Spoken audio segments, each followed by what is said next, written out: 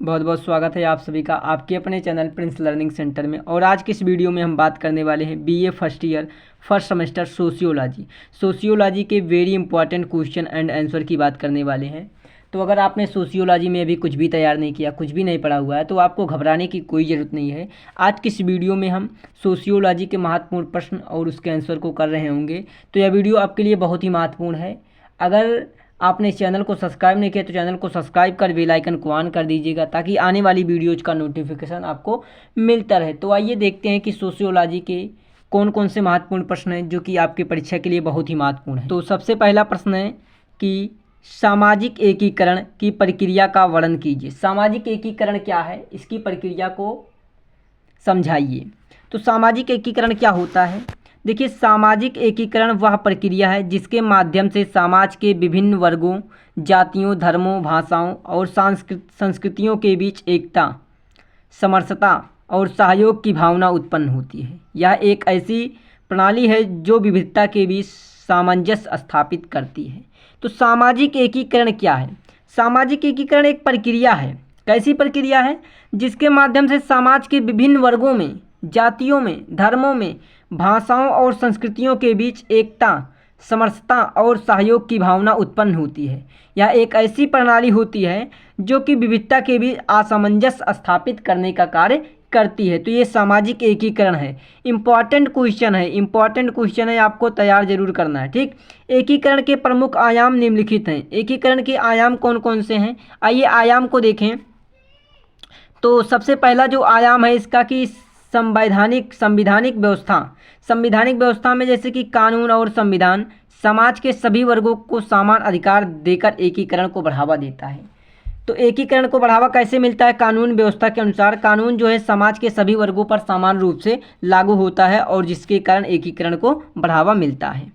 दूसरा है कि शिक्षा के माध्यम से भिन्न भिन्न समुदायों के समान मूल्यों और आदर्शों से परिचित कराया जाता है, जिससे सामाजिक दूरी कम हो जाती है या कम होती है। तो शिक्षा जो है, शिक्षा के माध्यम से विभिन्न समुदायों को समान मूल्यों और आदर्शों से परिचित कराया जाता है, जिससे कि उनके बीच की सामाजिक दूरी जो होती है, सोशल डिस्टेंस जो होता है, वो कम होता है। तीसरा है कि संस्कृति, साझा सांस्कृतिक गतिविधियाँ जैसे त्यौहार, खेल, संगीत आदि एकता को बढ़ावा देते हैं।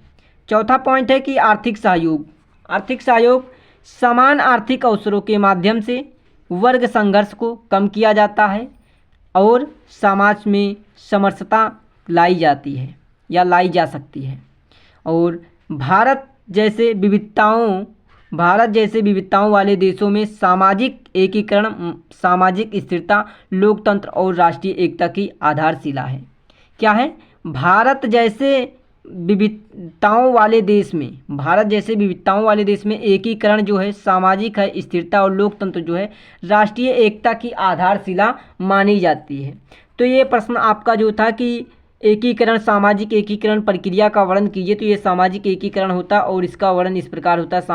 संवैधानिक व्यवस्था, शिक्षा, संस्कृति, ये क्या होते हैं? इसके प्रमुख आयाम होते हैं, इसके प्रमुख एकीकरण के स्रोत होते हैं। तो ये प्रश्न इंपॉर्टेंट है, फिर से कह रहा हूँ, आपको तैयार जरूर करना है। चलिए अगला प्रश्न देखें। अगला प्रश्न क्या है? सामाजिक संरचना के प्रमुख घटक का वर्णन कीजिए। सामाजिक संरचना क्या होती है? 3 नंबर में प्रश्न बहुत पूछा जाता है, सामाजिक संरचना क्या होती है, इसके प्रमुख घटकों का वर्णन कीजिए। तो सामाजिक संरचना क्या है, इसके प्रमुख घटक कौन होते हैं, आइए जानते हैं। देखिए, सामाजिक संरचना वह ढांचा है जिसके अंतर्गत समाज के विभिन्न घटक जैसे कि स्थिति, भूमिका, मान्यता, मूल, संस्थाएं आदि एक निश्चित व्यवस्था में कार्य करते हैं।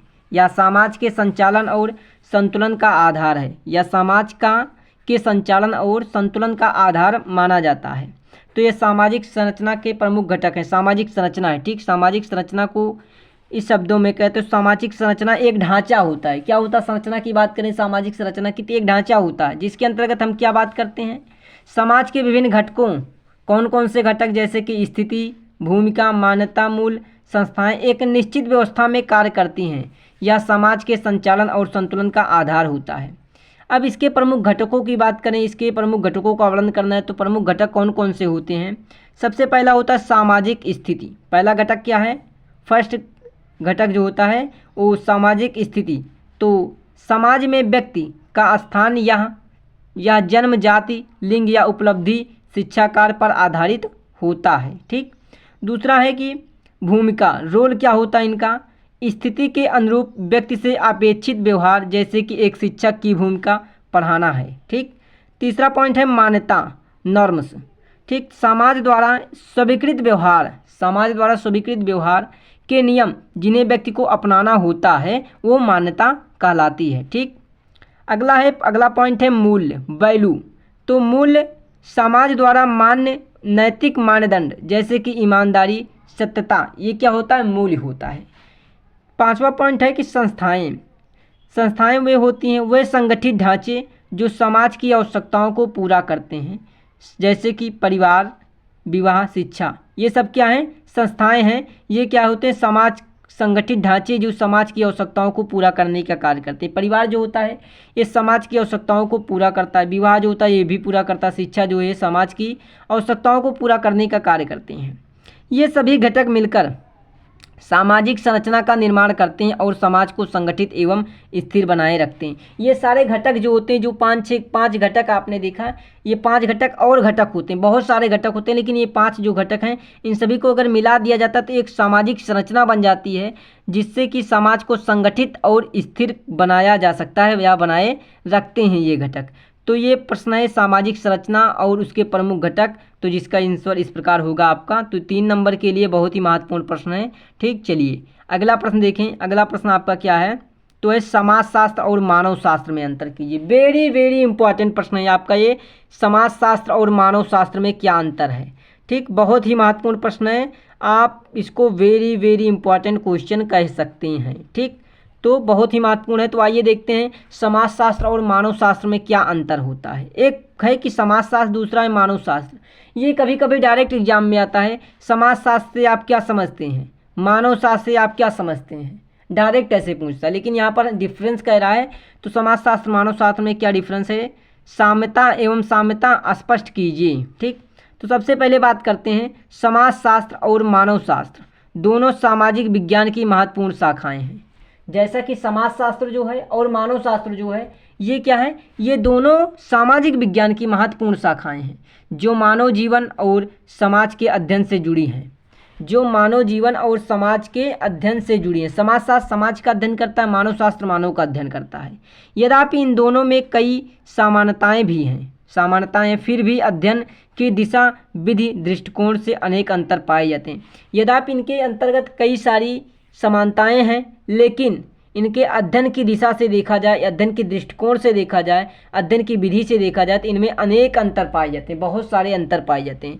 वे कौन से अंतर हैं, उन्हीं अंतर पे हमें इनके बीच में डिफरेंस करना है। तो देखिए, समाजशास्त्र प्रमुख रूप से वर्तमान समाज, उसकी संस्थाओं, संबंधों, समूहों तथा प्रक्रियाओं का अध्ययन करता है।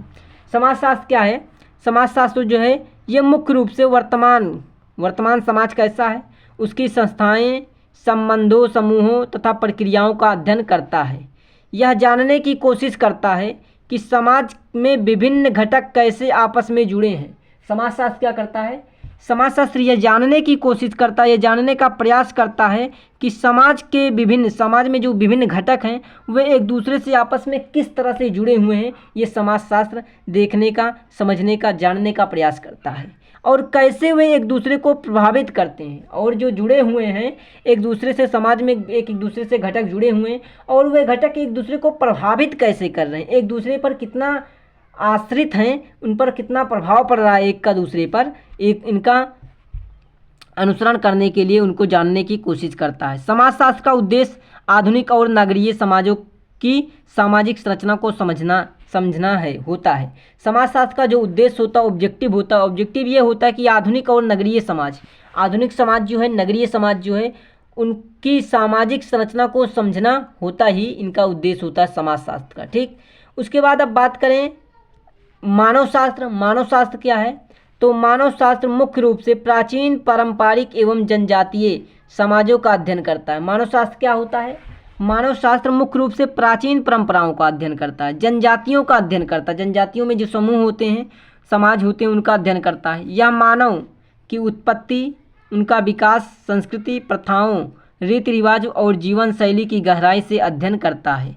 तो ये मानव के बारे में अध्ययन करता है। मानव शास्त्र जो होता है मानव के बारे में अध्ययन करता है। मानव शास्त्र का दृष्टिकोण अधिक व्यापक और सांस्कृतिक होता है। मानव शास्त्र का जो दृष्टिकोण होता है, उसका देखने का नज़रिया जो होता है वो बहुत व्यापक होता है और सांस्कृतिक होता है। ठीक, इन दोनों विषयों में कई समानताएं भी हैं। ये दोनों विषय जो है समाजशास्त्र और मानव शास्त्र, इनमें कई सारी विशेषताएं समान हैं। ठीक, दोनों ही मानव जीवन से संबंधित हैं। दोनों क्या है, मानव जीवन से संबंधित है, क्योंकि जो समाज है ये भी समाज मानव से ही बना हुआ है। ठीक, और मानव शास्त्र जो है ये मानव का अध्ययन करता ही है। तो अनुभाज्य, दोनों अनुभवज्ञ पद्धतियों पर आधारित हैं। दोनों क्या हैं, अनुभवजन्य पद्धतियों पर आधारित हैं और दोनों ही फील्ड वर्क, सर्वेक्षण तथा प्रेक्षण जैसे वैज्ञानिक तकनीकों का प्रयोग करते हैं। और दोनों ही क्या करते हैं, फील्ड वर्क, सर्वेक्षण करते हैं तथा पर्यवेक्षण जैसी वैज्ञानिक तकनीकों का प्रयोग करते हैं। दोनों समाज और संस्कृति को समझने का प्रयास करते हैं, चाहे वह समाजशास्त्र हो या फिर मानव शास्त्र हो। दोनों क्या करते हैं, समाज की संस्कृति क्या है, समाज की संस्कृति क्या है उसको समझने का प्रयास करते हैं। जो समाजशास्त्र है वो समाज के माध्यम से समझता है, जो मानव शास्त्र है वो मानव के माध्यम से समझता है। इनमें यही अंतर होता है। हालांकि अंतर भी स्पष्ट है। समाजशास्त्र आधुनिक समाज पर केंद्रित होता है। समाजशास्त्र जो होता है ये आधुनिक समाज पर केंद्रित होता है, जबकि मानव शास्त्र आदिम और पारंपरिक समाजों पर। मानव समाज जो होता है ये क्या होता है, ये आदिम मतलब बहुत पुराने, और पारंपरिक मतलब जो परंपरा चलती आ रही है उन समाजों पर होता है। ठीक, समाजशास्त्र में सांख्यिकी, विश्लेषण और आंकड़ों का प्रयोग अधिक होता है। समाजशास्त्र जो होता है इसमें आंकड़े का प्रयोग बहुत अधिक होता है, सांख्यिकी विश्लेषण का प्रयोग बहुत अधिक होता है। जबकि मानव शास्त्र में प्रेक्षण और केस स्टडी प्रमुख होती हैं। मानव शास्त्र क्या होता है, संप्रेषण और केस स्टडी, मतलब कि वहाँ केस स्टडी में डायरेक्ट टू डायरेक्ट बात होती है, उसके बारे में जानकारी होती है। ठीक, निष्कर्ष रूप से कहा जा सकता है कि समाजशास्त्र और मानव शास्त्र एक दूसरे के पूरक हैं। समाज की पूरी समझ के लिए दोनों का संयुक्त अध्ययन आवश्यक होता है। ठीक, अगर समाज के बारे में आप पूरी समझ लेना चाहते हैं, पूरी जानकारी लेना चाहते हैं, समाज के बारे में जानना चाहते हैं, तो आपको समाजशास्त्र और मानव शास्त्र दोनों को ही अध्ययन करना पड़ता है। दोनों को ही संयुक्त रूप से आवश्यक होता है, तभी आप एक समाज के बारे में अच्छे से जान सकते हैं। तो ये मेजर डिफरेंस होते हैं समाजशास्त्र और मानव शास्त्र में। ये प्रश्न शॉर्ट क्वेश्चन 3 नंबर में भी आता है, लॉन्ग में भी कभी कभी पूछ लिया जाता है कि इन दोनों में अंतर स्पष्ट कीजिए। वरना हम तो बताए ही है कि समाजशास्त्र और मानव शास्त्र अलग अलग भी डायरेक्ट 3 नंबर में पूछ लिया जाता है कि समाजशास्त्र क्या है या समाजशास्त्र की परिभाषा दीजिए। ठीक, तो इस प्रकार ये प्रश्न डायरेक्ट भी पूछा जा सकता है। तो दोस्तों आज की इस वीडियो में हमने समाजशास्त्र के कुछ महत्वपूर्ण प्रश्नों को देखा। तो वीडियो पसंद आई हो तो वीडियो को लाइक शेयर जरूर कीजिएगा। चैनल पर पहली बार आए, चैनल को सब्सक्राइब नहीं किया तो चैनल को सब्सक्राइब कर बेल आइकन को ऑन कीजिएगा। मिलते हैं नेक्स्ट वीडियो में, तब तक के लिए आप सभी को धन्यवाद।